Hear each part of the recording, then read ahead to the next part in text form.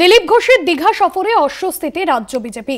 বুধবার দীঘায় জগন্নাথ মন্দির উদ্বোধন অনুষ্ঠানে মুখ্যমন্ত্রী মমতা বন্দ্যোপাধ্যায়ের পাশে সস্ত্রীক দিলীপ ঘোষকে দেখা যাওয়ার পর অন্যদিকে রাজ্য বিজেপির ঘরোয়া কোন্দল আরও একবার সামনে চলে এলো। সুকান্ত মজুমদার স্পষ্ট জানিয়েছেন দল এ বিষয়কে সমর্থন করে না। উল্টো দিকে রাজ্য বিজেপির একাংশকেই কড়া আক্রমণ করলেন দিলীপ ঘোষ।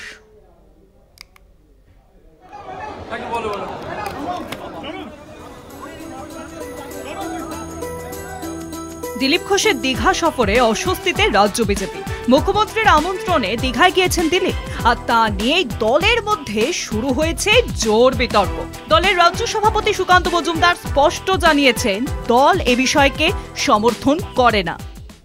ওনার ব্যক্তিগত ব্যাপার, ব্যক্তিগতভাবে কেউ যেতেই পারে। ওনার শুনেছি ওনার স্ত্রীকেও নাকি আলাদা করে নিমন্ত্রণ জানানো হয়েছে, সেটা ওনার ব্যাপার। তবে দিলীপকে যেভাবে তৃণমূল কর্মীরা স্বাগত জানাচ্ছেন, তাতে তার তৃণমূলে যোগদান নিয়ে রাজনৈতিক মহলে জল্পনা বাজছে। ফলে দিলীপ ঘোষের বিরুদ্ধে ব্যবস্থা নেওয়ার জন্য সর্বভারতীয় সভাপতির কাছেও অভিযোগ পৌঁছেছে। তথাগত রায়, স্বপন দাশগুপ্ত সহ ছোট বড় নেতারাও সোশ্যাল মিডিয়াতে তার বিরুদ্ধে পোস্ট করছেন। তবে দিলীপ আছেন দিলীপে।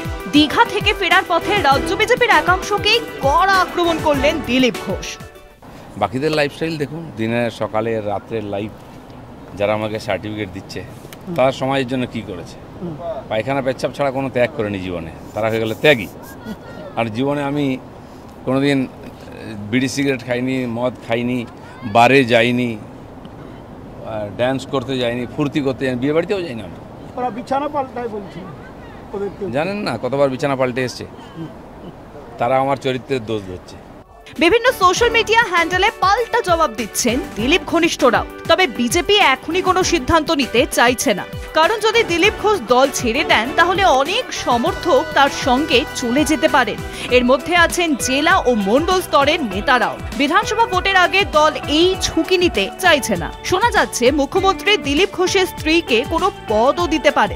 বাম আমলে আরএসপি নেতা ক্ষিতি গোস্বামীর স্ত্রীকে রাজ্য মহিলা কমিশনের চেয়ারম্যান করেছিলেন মুখ্যমন্ত্রী মমতা বন্দ্যোপাধ্যায়। তখন আরএসপিও ক্ষিতি গোস্বামীর বিরুদ্ধে কোনো পদক্ষেপ করেনি। বিজেপি কি তবে সেই পথেই হাঁটবে? কলকাতা টিভি।